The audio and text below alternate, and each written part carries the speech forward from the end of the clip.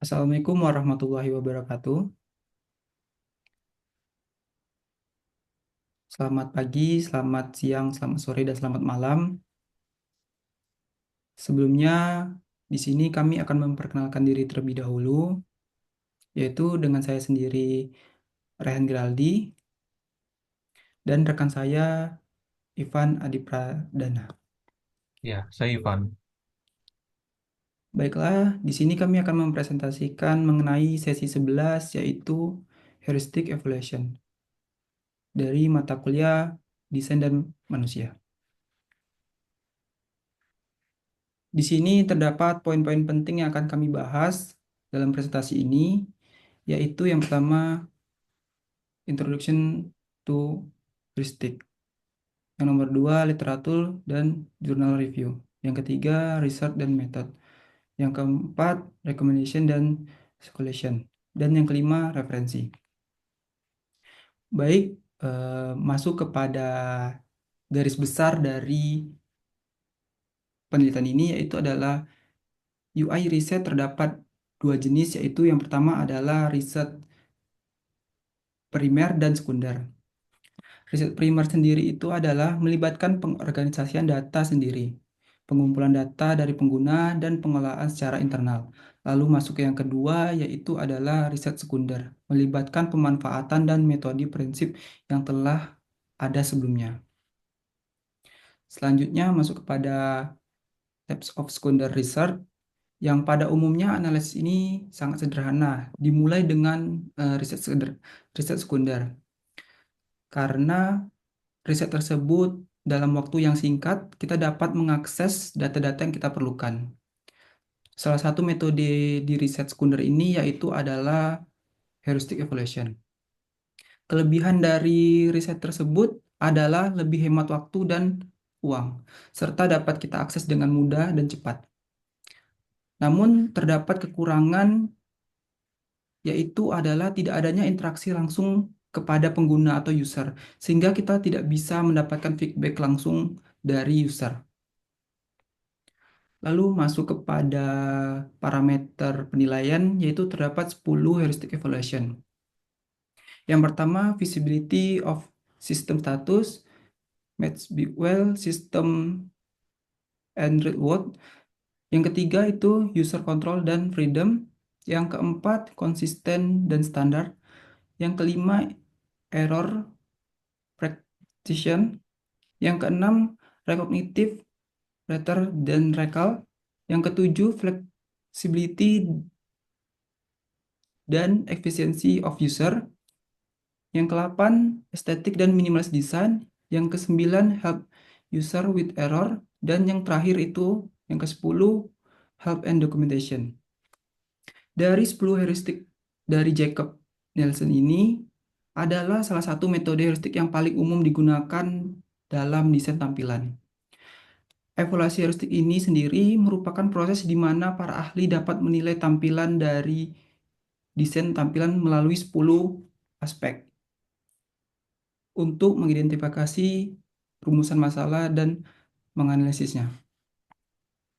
Lalu masuk kepada rating, yaitu yang pertama adalah no problem, yaitu tidak perlunya perbaikan. Yang kedua itu ada kosmetik yang diberi nilai 1, yaitu tidak perlunya perbaikan kecuali emang diperlukan. Yang kedua itulah minor, memperbaiki yang disarankan saja. Lalu yang ketiga itu ada major, diberi nilai 3. Ini sangat penting diperbaiki. Lalu yang terakhir adalah katastrof, yaitu krisis. Ini sangat dianjurkan untuk diperbaiki. Lalu masuk kepada jurnal review.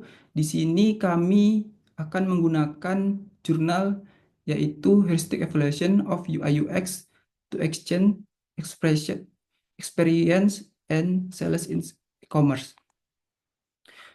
Yaitu penelitian ini dilakukan untuk mengevaluasi tampilan UI UX pada sebuah situs e-commerce yang menerima banyak keluhan dan rendahnya minat pembeli. Evaluation ini dilakukan menggunakan metode dari 10 heuristic evaluation Nielsen. Dengan 3 evaluator untuk mengidentifikasi masalahnya, ini dapat didapatkan dari hasil tampilannya nanti. Lalu untuk hasil evaluasinya ini yang di awal menunjukkan terdapat adanya skor yang rendah pada beberapa aspek, yaitu 3 terendah yaitu adalah visibility of system status, match between system and the real world, dan yang terakhir itu help and documentation. Sehingga dilakukan implementasi perbaikan dan memilih adanya peningkatan skor setelah dievaluasi. Masuk kepada yang selanjutnya itu latar belakang dari penelitian ini, yaitu dari website Marvel Cooler dan Water Barrier, yaitu adalah website yang menjual berbagai produk coolant box dan produk road safety sejak tahun 2010, yaitu dari PT Hotel Rotolindo. Keunggulan dari produk ini yaitu terletak pada sumber daya manusianya, teknologi, inovasi, dan kepuasan pelanggan. Masuk kepada tujuannya yaitu untuk mengidentifikasi kekuatan dan kelemahan UI UX dengan metode heuristic evaluation. Lalu untuk menganalisis aspek heuristik yang bermasalah pada situs e-commerce tersebut. Lalu selanjutnya memberikan rekomendasi perbaikan untuk meningkatkan kepuasan pengguna dalam konversi penjualan produk. Baiklah, di sini akan dilanjutkan kepada rekan saya, Ivan. Kepada Ivan dipersilakan. Oke, baik. Terima kasih atas penjelasannya, Rehan. Dan sekarang saya akan menjelaskan mengenai bagian metode risetnya. Ya, bisa di next. Oke, untuk metodologi penelitian, ini kita dimulai dari perencanaan evaluasi, pemahaman struktur website, questionnaire heuristik, uji evaluasi awal, pengumpulan data, prioritisasi masalah, rekomendasi, uji evaluasi kedua, dan terakhir ada analisa akhir. Gitu. Jadi, untuk evaluasi ini dilakukan oleh tiga ahli, dan ini juga masih berdasarkan 10 prinsip heuristik Nielsen yang tadi sudah teman saya jelaskan. Kayak gitu. Untuk pengukurannya kurang lebih akan menggunakan skala Likert, nanti akan saya jelaskan lebih lanjut. Jadi nanti akan kita cek kira-kira aspek mana sih yang memiliki skor paling rendah kayak gitu, dan sehingga nanti akan dilakukan perbaikan lebih dahulu. Seperti itu. Ya, next. Oke, kita mulai dari evaluator dulu. Jadi evaluator ini apa? Evaluator ini adalah bisa dibilang suatu expert gitu ya, suatu expert yang akan menilai suatu tampilan kayak gitu. Jadi untuk evaluator di sini kurang lebih ada 3 orang, di mana duanya ini merupakan desainer grafis yang sekiranya sudah cukup paham gitu ya mengenai fundamental-fundamental dari desain, dan satu lagi dari pengembangan dan pengujian web gitu ya, dari development team kayak gitu. Nah, jadi dari 3 expert ini kira-kira mereka ini akan menguji gitu ya terhadap 10 aspek dari website Marvel Coolers yang tadi, dan sehingga nanti tiap pengujian itu akan berupa kuesioner dan akan ada hitungannya kayak gitu. Nah, hitungannya seperti apa, kuesionernya seperti apa, boleh di next. Nah, kurang lebih kuesioner itu seperti ini. Jadi dari 10 aspek tersebut ada kuesioner yang diberikan untuk setiap aspek kayak gitu. Nah, ini yang terlihat pada tabel 1 ini adalah contoh kuesioner gitu ya. Kurang lebih ada 3 sampai 5 pertanyaan untuk aspek nomor 1, yaitu visibility of system status. Gitu. Nah, nanti untuk aspek lain itu juga ada kuesioner seperti ini, dan tentunya dengan pertanyaan berbeda ya, yang relevan dengan aspek tersebut. Kayak gitu. Jadi bukan cuma 3 aspek yang tadi aja yang akan diuji, tapi 10-10-nya ya, semuanya itu akan dilakukan kuesioner terhadap 3 evaluator yang tadi. Dan cara pengujian itu bagaimana? Cara pengujian itu nanti tiap evaluator akan memberikan nilai. Nah, bisa dilihat pada tabel nomor 2. Jadi di sini ada contoh cara mereka ini menilai beban gitu ya, beban dari skornya. Di mana 5 ini artinya setuju, setuju kalau tampilannya sudah bagus, sudah sesuai dengan aspeknya kayak gitu.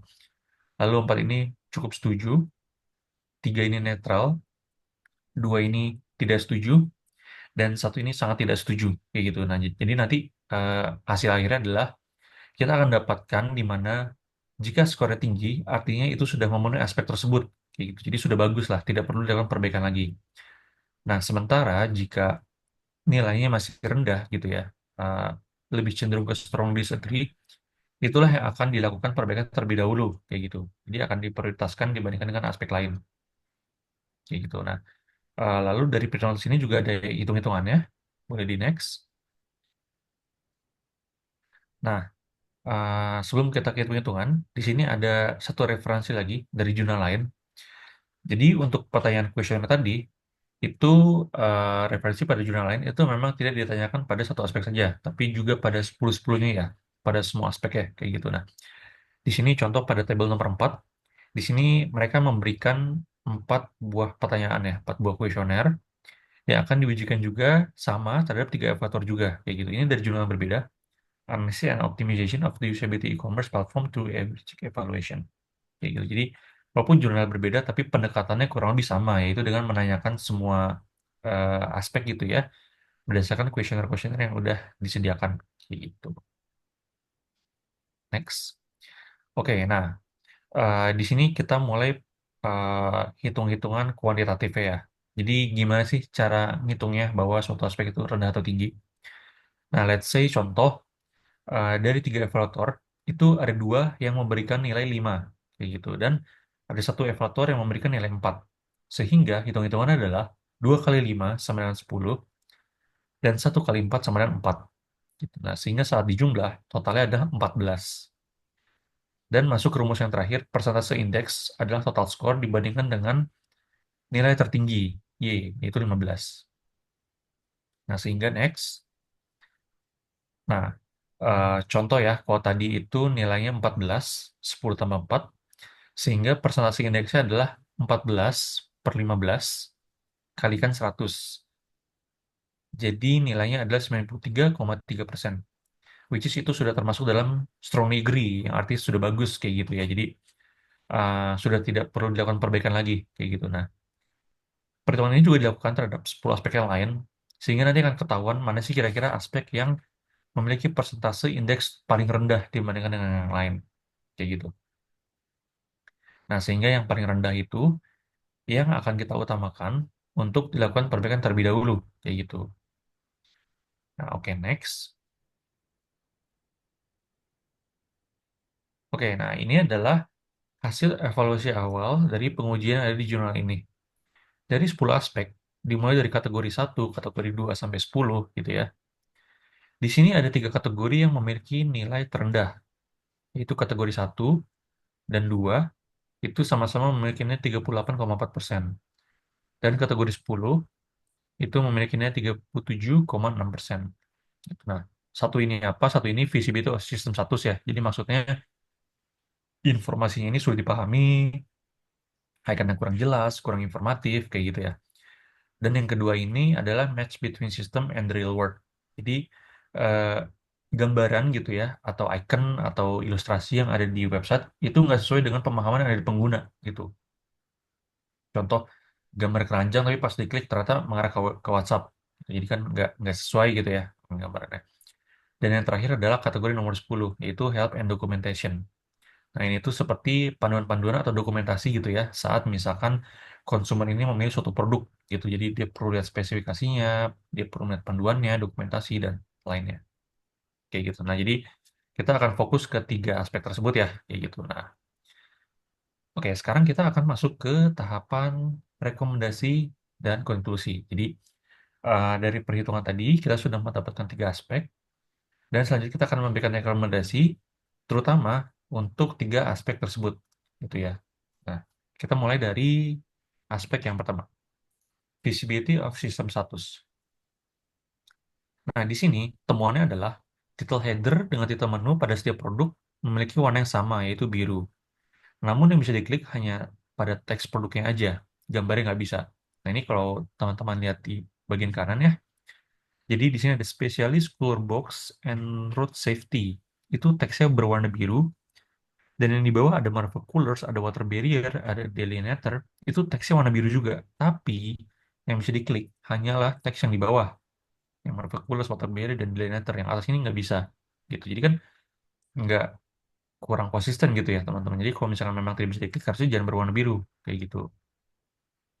Terus selain itu juga yang bisa diklik itu hanya teks kecilnya aja, teks kecil di Water Barrier, Delineator gitu. Tapi gambar yang memiliki ukuran cukup besar ini malah tidak bisa diklik kayak gitu. Jadi kan waste of space ya gitu. Harusnya bisa lebih dimanfaatkan lagi secara efektif dan efisien. Jadi harusnya rekomendasi satu card juga bisa diklik ya, tidak hanya teks kecil yang di bawah aja gitu. Nah, di sini kita masukkan, sorry belum selesai tadi. Nah, kita masukkan ke severity rating 3. 3 ini artinya major usability problem. Jadi usability problem ini artinya sudah ada gangguan terhadap kemudahan ya, atau usabilitas bagi pengguna kayak gitu. Dan rekomendasi yang kita ajukan adalah di sini title header itu harusnya tidak berwarna biru, yang tadi sudah dijelaskan. Dan area juga harusnya tidak hanya terpaku pada teks kecil di bawahnya aja, tapi area besar ini harus juga bisa diklik juga, kayak gitu, sehingga akan lebih efektif ya bagi user untuk mengklik produk tersebut, kayak gitu. Nah, kurang lebih ini adalah tampilan uh, yang current saat ini dari Marvel Colors, dan ini adalah aspek visibility of system status yang akan diperbaiki, gitu. Oke, next. Nah, kita masuk ke aspek yang kedua, yaitu match between system and the real world. Nah, di sini itu temuannya adalah kurang jelasnya fitur icon link yang tertera serta tidak memiliki fungsi yang baik. Nah, jadi di sini kalau teman-teman lihat, di kanan ini ada 3 buah jenis icon ya. Ada quality, ada strong and last, dan yang terakhir innovation kayak gitu. Nah, saat kursor kita hover gitu ya, hover itu mengarahkan ke teks itu, di sini keluar copy heading link yang which is sebenarnya tidak terlalu bermanfaat gitu ya bagi user. Kayak untuk apa dia nge-copy teks header dan body kayak gitu, akan lebih bermanfaat kalau mungkin dia bisa baca konten lanjutannya, quality yang dimaksud tuh apa, strong and long last tuh maksudnya apa, innovation tuh maksudnya apa. Jadi di sini ada fitur yang sebenarnya unnecessary ya, tidak perlu kayak gitu, copy heading link. Dan juga jadi nggak sesuai nih dengan gambaran user kayak gitu ya. Saat dia membaca Marvel Colors, dia pengen tahu kualitas seperti apa. Common sense-nya adalah harusnya dia ngeklik quality gitu. Jadi dia akan mempelajari kualitasnya lebih lanjut. Tapi di sini tidak bisa diklik, dan yang ada malah nge-copy teks gitu ya, copy heading link. Sehingga untuk severity rating di sini diberikan angka 3 gitu ya. Angka 3 yaitu major usability problem.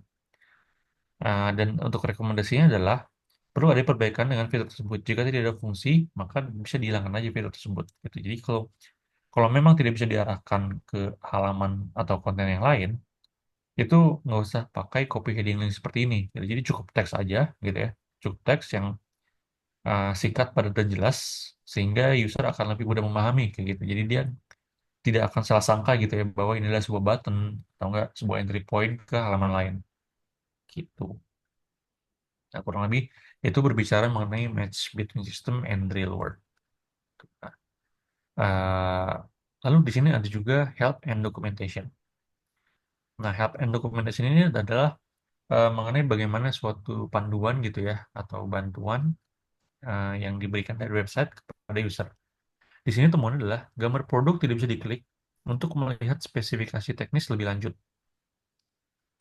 Bahkan tulisannya terlalu kecil untuk dibaca. Jadi di sini ada gambar yang teman-teman bisa lihat nih. Di sini ada gambar kotak gitu ya, water barrier, terus ada spesifikasi yang di nomor 2 juga ada, di nomor 3 juga ada, tapi tidak bisa diklik gitu. Jadi ini hanya gambar display aja gitu. Jadi saat saya sebagai user ingin membaca spesifikasi lebih lanjut, itu malah nggak bisa. Dan teks ini kecil sekali teman-teman. Jadi di sini bisa terlihat ini seperti ada ukuran dimensi gitu, panjang, lebar, tinggi, berat, dan lainnya. Itu sangat kecil banget. Jadi hampir nggak membantu user gitu ya dalam memilih suatu produk gitu atau dalam memahami suatu produk gitu. Nah, udah gitu eh, tampilan ini tuh sifatnya carousel. Jadi carousel itu dia akan berganti otomatis tiap 2 detik. Jadi tiap 2 detik dia ganti lagi ke gambar selanjutnya, 2 detik ganti lagi, 2 detik ganti lagi. Jadi sangat sangat tidak ideal gitu ya saat user mau baca spesifikasinya. udah teksnya kecil, terus dia malah scroll otomatis kayak gitu. Jadi gimana cara dia bisa mempelajari produk gitu ya kalau tidak ada halaman detail sama sekali. Dan temuan yang kedua adalah klik untuk order akan diarahkan ke WhatsApp tanpa menjelaskan produknya terlebih dahulu. Jadi di sini ada klik di sini untuk order. Nah, itu saat diklik seharusnya ekspektasinya kan bisa mengarahkan ke keranjang gitu ya, misalkan atau nggak buy now. Tapi di sini akan diarahkan ke WhatsApp gitu. Jadi dari website langsung ke WhatsApp. Yang which is ada Jun yang menghilang ya di tengah-tengahnya ya. Kayak dia belum mau beli nih, dia baru mempelajari aja, dia baru ingin mempelajari, ingin mengetahui lebih lanjut gitu ya, belum mau beli gitu. Tapi tidak bisa. Nah, makanya ini masuk ke aspek nomor 10 itu help and documentation. Kurang ada dokumentasi yang baik gitu ya. Dan bantuan bagi user untuk bisa memahami produknya terlebih dahulu sebelum dia beli. Gitu. Sehingga ini masuk ke dalam kategori keempat, catastrophic problem gitu ya. Kenapa? Karena ini penting sekali ya. Dia menjual suatu produk gitu ya. Di sini ada entry point utamanya di mana user itu bisa beli, tapi informasi ini malah tidak jelas gitu. Jadi kita berikan nilai 4. Dan rekomendasi adalah ada halaman detail untuk setiap produk agar pembeli bisa melihat spesifikasi teknisnya terlebih dahulu sebelum membeli gitu ya. Jadi seharusnya si gambar ini atau klik di sini untuk order ini diarahkan ke satu halaman lagi nih. Satu halaman yang isinya menjelaskan tentang water barrier tersebut gitu ya. Jadi nanti akan ada gambar, akan ada spesifikasi, dimensi, harga, dan lainnya kayak gitu. Nah, baru dari situ setelah user menentukan apakah dia ingin beli atau enggak, dia baru bisa order kayak gitu. Jadi journey-nya tuh lebih lengkap gitu ya. Jadi dia mempelajari dulu gitu ya, define, baru saat dia sudah yakin dia akan order kayak gitu. Nah itu sih, jadi memang ada journey yang kurang lengkap ya di sini gitu. Tiba-tiba disuruh order tanpa ada detail terlebih dahulu. Oke, baik kita masuk ke rekomendasi perbaikan. Nah, di sini ada contoh kasus serupa yang kita ambil dari website lain gitu ya. Jadi ada e-commerce bernama Sinar Buana websitenya dan dia memiliki isu yang serupa juga yaitu terkait dengan visibility of system status dan juga match between system and real world gitu. Nah, temuannya apa? Yang pertama, warna teks pada button di sini yang pilih produk itu memiliki visibilitas yang buruk ya, jadi kontras yang buruk. Bisa teman-teman lihat ini di bagian button yang warna biru tua ini, dia warna teks pilih produk itu abu-abu gitu ya. Jadi abu-abu di atas biru tua itu merupakan visibilitas yang sangat buruk ya. Jadi kalau kita tes pakai kontras checker, ini udah pasti nggak lulus ya harusnya gitu. Terus antara icon keranjang dengan teks pilih produk juga tidak memiliki warna yang sesuai kayak gitu. Kalau memang putih harusnya putih aja. Gitu. Nah lalu temuan yang kedua, saat diklik button ini, tulisan itu pilih produk tapi tidak tidak memilih produk atau tidak menambahkan keranjang, melainkan malah diarahkan ke WhatsApp kayak gitu. Jadi kan ini tidak match gitu ya antara ekspektasi pengguna dengan realitanya. Harusnya saat diklik ini, kalau memang ekspektasi di add to cart gitu ya atau masuk ke keranjang, ya harusnya ada menu keranjang kayak gitu. Atau nggak lihat halaman detail, harusnya teks itu lihat detail kayak gitu. Tapi kalau misalnya ke WhatsApp, ya teksnya itu seharusnya jangan pilih produk kayak gitu. Jadi memang bisa lebih objektif aja, misalnya diarahkan ke WhatsApp kayak gitu atau nggak hubungi kami melalui WhatsApp gitu. Serta ikonnya juga seharusnya jangan icon keranjang, ikonnya icon WhatsApp kayak gitu. Jadi kan kita di sini bukan menambahkan keranjang lagi, tapi kan lebih ke menghubungi si company tersebut ya untuk pesan produknya gitu. Jadi untuk teks dan icon ini sangat tidak sesuai sih kalau memang diarahkan ke WhatsApp gitu. Nah, sehingga untuk severity ratingnya kita masukkan 3 major usability problem karena ya button ini salah satu hal yang penting ya, ini salah satu entry point, ini salah satu yang krusial gitu bagi user saat ingin membaca produknya, mempelajari atau bahkan ingin membeli gitu ya sebelum dia uh, memutuskan benar akan menyelesaikan journey-nya. Nah, sehingga rekomendasinya adalah di sini warna teks pada button disamakan dengan ikonnya warna putih. Jadi kalau memang ikonnya berwarna putih, seharusnya teksnya juga berwarna putih. Ya. Jadi kalau putih di atas biru tua, itu seharusnya memiliki kontras yang lebih baik gitu ya, dibandingkan dengan abu-abu di atas biru tua, yang which is sudah pasti tidak akan lulus kontras checker. Jadi itu terkait dengan masalah visibility. Dan yang kedua adalah rekomendasi untuk match between system. Jadi kalau memang ini diarahkan ke WhatsApp, maka gunakanlah icon WhatsApp daripada keranjang gitu. Jadi kalau memang di WhatsApp ya pakai aja WhatsApp. Ini di sebelah kiri sudah ada icon WhatsApp nih yang warna hijau. Jadi mungkin bisa pakai juga di sini yang warna putih. Gitu. Oke, itu aja untuk contoh kasus serupa. Nah, kita kembali ke jurnal yang tadi. Jadi bagaimana hasil evaluasi setelah perbaikan? Singkat cerita, setelah dilakukan perbaikan, di sini ada kenaikan gitu ya, average score rata-rata dari sebelum dan sesudah bagi ketiga aspek tersebut gitu ya, aspek visibility, match between system, dan juga help and documentation. Di mana yang visibility ini, tadi yang sudah kita bahas sebelumnya, title header ini seharusnya tidak berwarna biru kalau memang tidak bisa diklik, dan area klik juga harusnya besar ya, tidak cuma pada teks kecil aja, jadi gambarnya juga. Dan match between system tadi perbaikannya adalah kalau memang tidak ada fungsi, harusnya hilangin aja fitur copy heading link gitu, atau bahkan diarahkan ke informasi yang lebih lengkap gitu. Dan yang terakhir, documentation.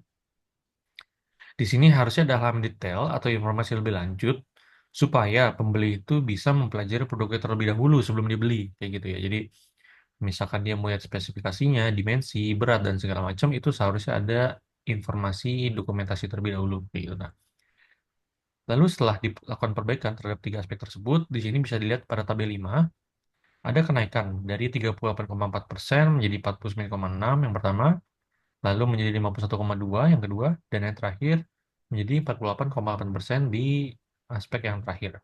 Gitu. Jadi di sini juga ada kenaikannya.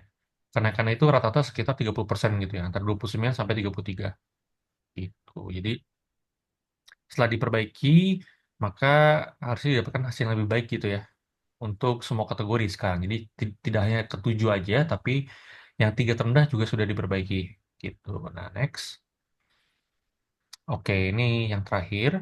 Nah, apa sih kesimpulan yang kita bisa dapat gitu ya dari semua pengujian kualitatif yang tadi, lalu ada contoh kasus juga, lalu ada 10 aspek yang udah kita bahas gitu. Apa sih kesimpulan yang bisa kita ambil? Jadi, heuristic evaluation ini istilahnya terbukti efektif gitu ya dalam menemukan masalah usability tanpa membutuhkan banyak responden gitu. Jadi, memang ini merupakan bagian dari secondary research di mana cukup cepat dan juga hemat biaya kayak gitu. Jadi, kalau misalnya kita ingin menguji suatu website, apakah sudah memenuhi aspek atau belum, kita bisa lakukan heuristic evaluation ini, gitu ya. Jadi sangat bermanfaat untuk metodenya. Dan bisa kita lihat juga pada grafik perbandingan di kanan ini, ada kenaikan skor ya dari semua evaluator pada tiga aspek terendah ini. Mulai dari evaluator 1, evaluator 2, evaluator 3. Jadi dari 5 pertanyaan tersebut, itu rata-rata ya, rata-rata cenderung lebih naik kayak gitu. Antara sebelum dilakukan perbaikan dan setelahnya kayak gitu. Untuk lebih detailnya, kurang lebih presentasi seperti yang tadi dari 38 ke 49 gitu, lalu dari 38 ke 51 dan yang terakhir dari 37 ke 48. Nah, gitu ya. Jadi uh, heuristic evaluation ini sangat bermanfaat bagi kita untuk lebih menyempurnakan lagi website gitu ya. Dan kalaupun kita mau perbaiki, kita harus tahu dulu nih apa sih aspek yang perlu kita perbaiki. Jadi jangan jangan asal perbaiki secara subjektif gitu ya, karena kan takut tidak sesuai dengan permasalahan yang ada kayak gitu. Jadi heuristik ini memang dipakai bagi kita untuk mengetahui kira-kira titik mana sih yang lemah dan perlu dilakukan perbaikan terlebih dahulu kayak gitu. Ya. Dan yang terakhir adalah referensi. Di sini kita ambil dari beberapa website. Ada Norman Nielsen. Norman Nielsen ini salah satu penemu dari heuristic evaluation ya. Jadi kalau mau baca-baca boleh, silakan. Ini artikelnya sangat bermanfaat juga tentang bagaimana mereka menjelaskan 10 heuristik tersebut dan juga bagaimana cara mereka menghitung severity ratingnya kayak gitu. Lalu ada beberapa jurnal referensi lainnya juga untuk dibaca-baca. Ya, Oke, baik. Terima kasih kepada Mas Ivan telah membantu menjelaskan.